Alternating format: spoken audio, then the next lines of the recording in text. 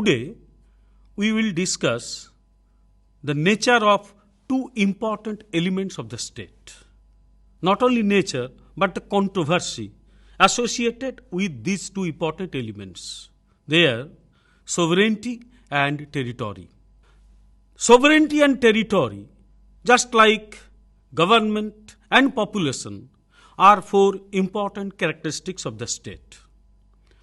So, from the traditional political scientists up to the modern political scientists, all of them discuss different aspects of the state, different elements of the state. But among them, population and government are comparatively less controversial because the government may be an authoritarian form of government, it may be a democratic form of government, or according to the Marxists, a socialist form of government. But government must be there. The government must be there for conducting the business of the state. But two important elements which always attract controversy and also debate in the academic circle are sovereignty and territory. Now, before going into detail, let us discuss the definition of state given by J.W. Garner. J.W. Garner, in his book Political Science and Government, which was published in the year 1955, has given a definition of the state which is often used by most of the political scientists. Now, I want to quote from Gardner. The state as a concept of political science and public law is a community of persons, more or less numerous, permanently occupying a definite portion of territory, independent or nearly so, of external control, and possessing an organized government to which the great body of inhabitants render habitual obedience. Some other definitions are there, but the definition given by Gardner is used by most of the political scientists. Now, if we discuss this definition in detail, we will find some important characteristics of the state. Now, what are the characteristics?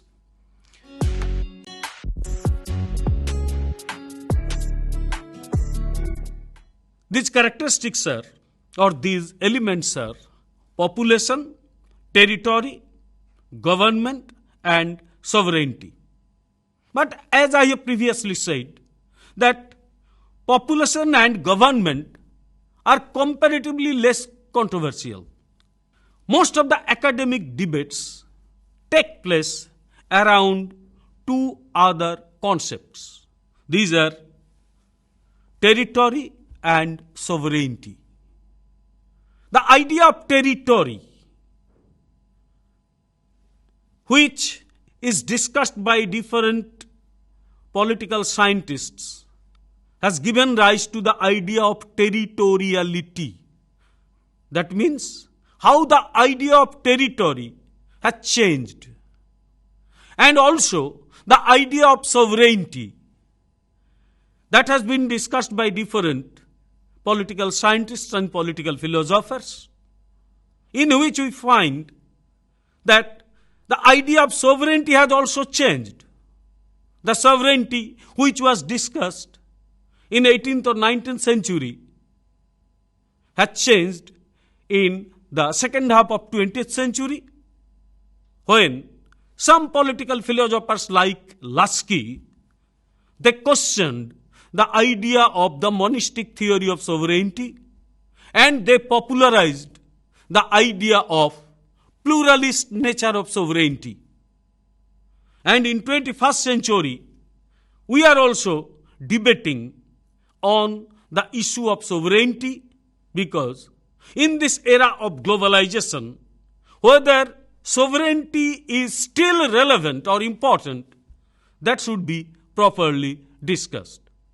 Now let us come to the first element of the state, territory. Now, the nomadic people, they lived under a tribal form of organization in which the idea of definite and permanent territory played little part. Territory is an important element of modern state because the nomadic people, they did not settle in a particular place. Naturally, territory was not important to them. Now, the occupation of permanent abodes and the idea of authority over a definite area were powerful factors in the rise of political organization. Political organization emerged when people began to settle in a particular territory. Naturally, the establishment of state in the modern sense of the term that took place when the people began to settle in a permanently in a territory, and the possession of a territory is also a necessary basis for all modern states. Without territory, nationality may be there, but not state. I can give you one example. Take the example of Jews. Jews who were driven away from their ancestral home, which was Palestine, long before the birth of Jesus Christ, they scattered in different parts of the world for a long time. Nationality was there, a sense of nationality, that they belonged to a community, the Jews, that was there. But the state was not there. In the year 1948, Israel was established and the Jews got their own state with a specific territory. So, territory is an important element of the modern state.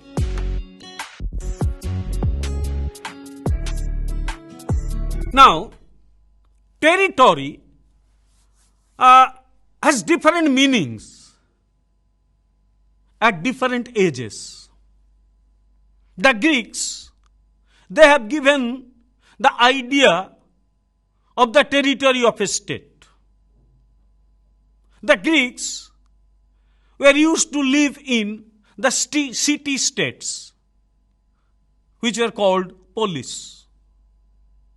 Polis were small states, and the Greeks used to live there. And these Greek city-states were the units of the Greek society. The Romans, they started with city-states, but ultimately they established a vast empire. A large part of the world came under the occupation of the Romans. So, from small city-state to vast empire, these models are there regarding the territory of the state. There may be different types of territory of the state. Now, in eastern part of the world, particularly in India, we also have different examples of the territory of the state. The small territories of the state was there.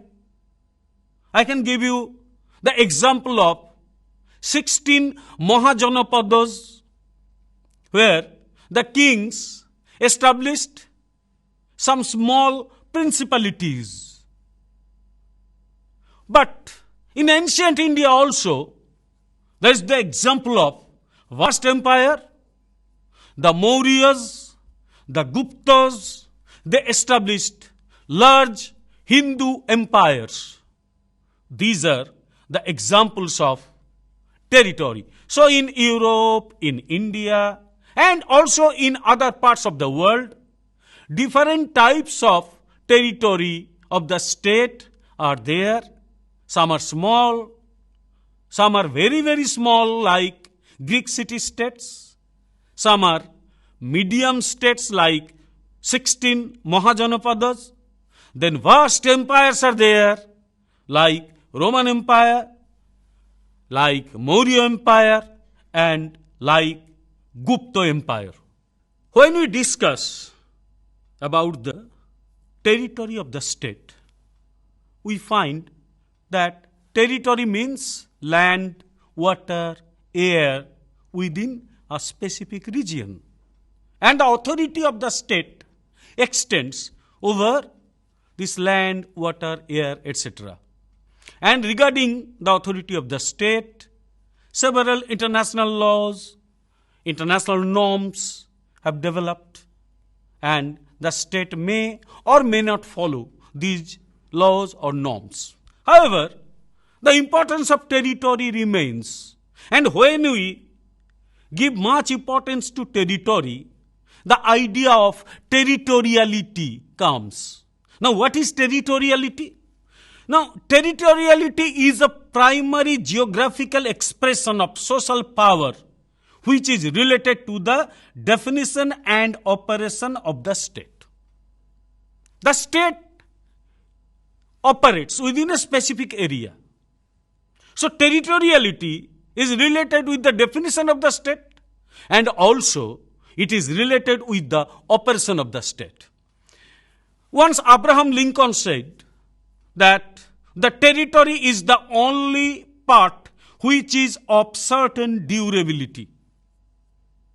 Some other political scientists and statesmen, they have also given due importance to this element of the state, that is territory. Now, territory as an important element of the state, or the idea of territorial state, became important after the Treaty of Westphalia, which was signed in the year 1648.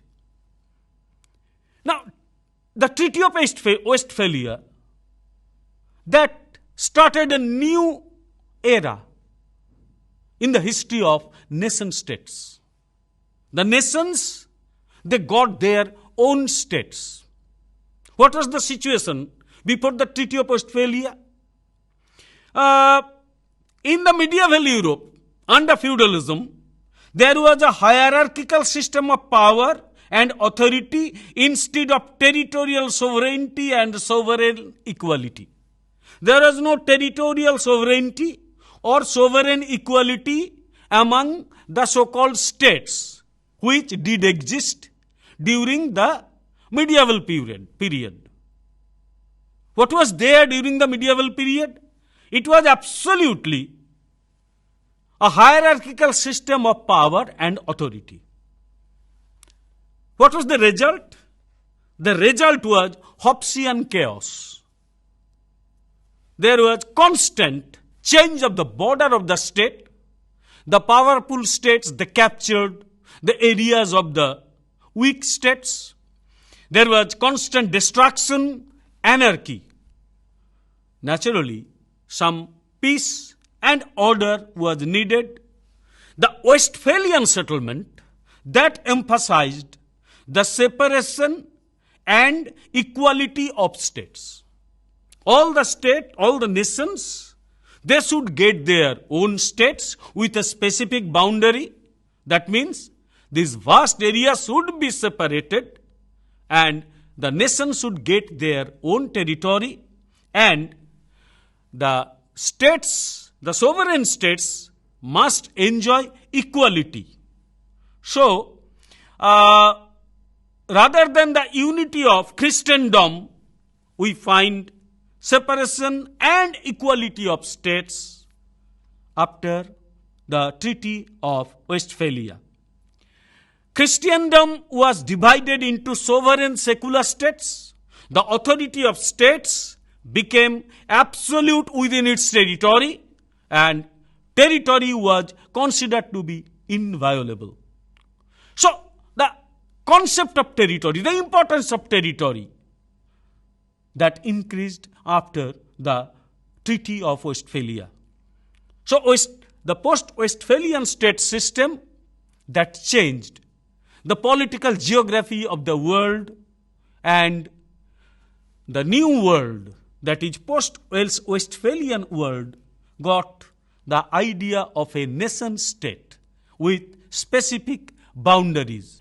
Now, even in this 21st century, we have certain sensitivities of the state regarding its border. The states are sensitive about their border. When Donald Trump, he wants to construct a border wall between USA and Mexico, the same sensitivity towards the territory and its border becomes evident. Naturally, the importance of territory is still there in this 21st century. Naturally, this type of sensitivity, it's an example of rhetoric surrounding territory and its border and their control.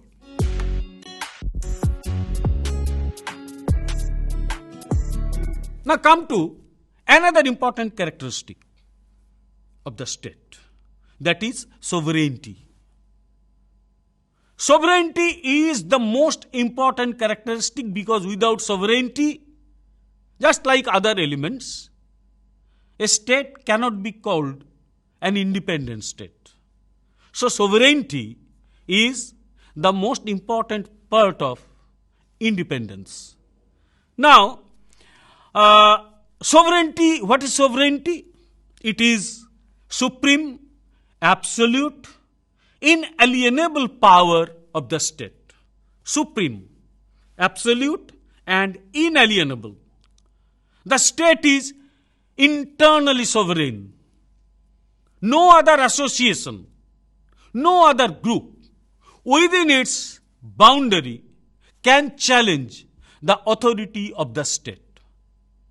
Rather, all are subservient to the authority of the state. This is the traditional definition of sovereignty.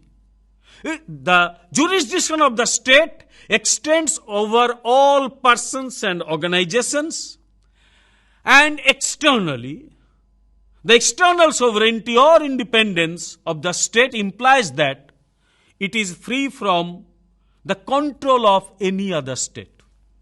The state is free from control of any other state. This is the external form of sovereignty. So internally and externally, the state is sovereign, and the political scientists, they give due importance to this idea of sovereignty. The emergence of sovereign territorial nation states after the Treaty of Westphalia is the most important incident in the development of the state system. Now, the idea of territorial sovereignty, that is sovereignty of a territorial state, that was developed and it was nurtured for centuries. It was nurtured by the states, the statesmen, the political philosophers, everyone. The unit of discussion, the major focus of discussion in political science was sovereign territorial nation states. Now, it remained as an important factor in determining the relations between or among the nation states. The sovereign equality of the nation states, that is the most important determining factor in the relation between or among the states. Even the United Nations, which was established after the Second World War, that also accepts the sovereign equality of the nation states. But with the passing of time, with the passage of time, we find some new ideas and challenges to the idea of territoriality and sovereignty of the nation states. Some new challenges are there. With the passage of time, these challenges are growing. Now, some new viewpoints emerged after the Second World War. The idea of absolute sovereignty was challenged even before the Second World War. From the very beginning of 20th century, some political scientists, they began to challenge the idea of absolute sovereignty, the monistic theory of sovereignty. The political theorists, political scientists like Lasky, Barker, Lindsay, they were against monistic theory of sovereignty. Rather, they were in favor of the pluralist nature of sovereignty. That means the state is not only a sovereign entity within the society. So many organizations are there. They play their role in human life. Yes, the state is important, but it cannot claim absolute power within the society, and absolute power of the state will bring social anarchy or authoritarianism. So, the society must be plural in nature. So, the first challenge of pluralism came in the first half of the 20th century, and absolute nature of sovereignty was challenged by the pluralists.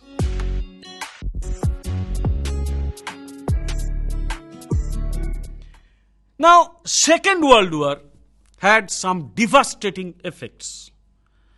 The Second World War totally destroyed the inviolability of the border of territorial state. The territories of the state are no longer considered as safe or inviolable after the Second World War. The use of nuclear weapons, we all know what happened in 1945. Two Japanese cities, Hiroshima and Nagasaki, were totally ruined as a result of nuclear explosion. So, nuclear weapon, they don't consider the border as inviolable. That can destroy any state. So, border is not inviolable now. And after Second World War, the rampant production of nuclear weapons, thermonuclear weapons, intercontinental ballistic missiles with nuclear warheads, all these things that challenged the very nature of territorial state, because intercontinental ballistic missiles, they don't consider the territory of the state as inviolable. Even they can cross a continent. Naturally, the territories of the state, their inviolability, the territoriality itself was questioned by the political scientists and scholars of international relations after the Second World War.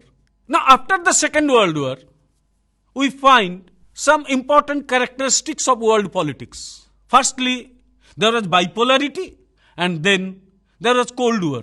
Two new power blocks emerged in world politics.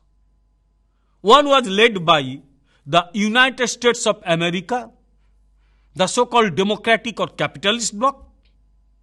Another bloc was led by the then Union of Soviet Socialist Republics, USSR, which was disintegrated in the year 1991. But after 1945, two power blocks were there with their own followers. All these followers were independent nation states.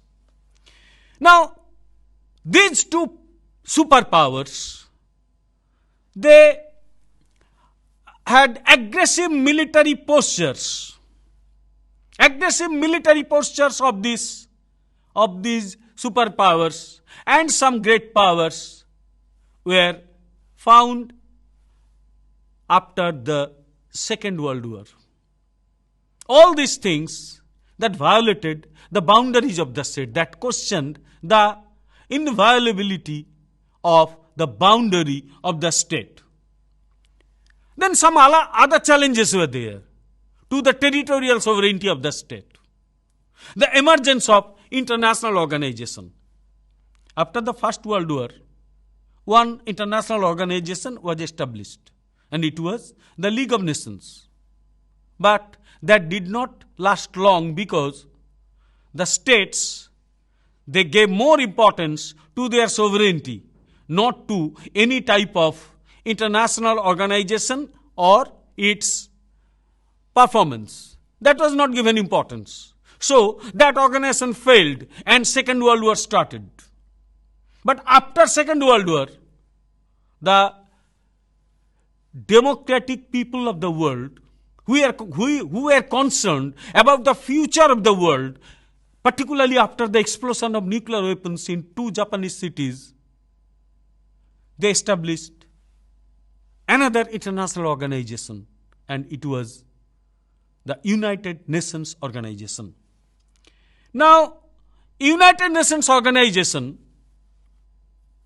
that tried to include all the nation states of the world, and the states had to surrender some amount of their sovereignty to become a member of United Nations Organization. Now, some other regional organizations were there also. There are some military organizations, some regional organizations, military organizations like NATO, North Atlantic Treaty Organization, military organization like SEATO, Southeast Asian Treaty Organization, CENTO, Central Treaty Organization, Warsaw Pact, all were military organizations, and the nation states who became the members of these organizations, they had a motto of cooperating with each other within the organization. Now, some regional organizations which were non-military in character also emerged after the Second World War, like ASEAN, Association of Southeast Asian Nations. They are purely regional organizations based on cooperation of the states of the region. SAARC was there, though presently defunct, but SAARC was also established, South Asian Association for Regional Cooperation. There was Organization of African Unity. There was European Economic Community, which is presently European Union. Some other organizations. They are non-military. These organizations were based on the cooperation of the nation states. The cooperations were basically economic, political, and socio-cultural. So all these organizations, when the nation states became the members of these organizations, they had to surrender some amount of sovereignty, though it was very little, but they had to surrender some amount of their sovereignty. However, to become the members of these regional organizations or even military organizations, the states did not want to destroy their territorial sovereignty. Rather, some amount of surrender was there, but territorial sovereignty was there.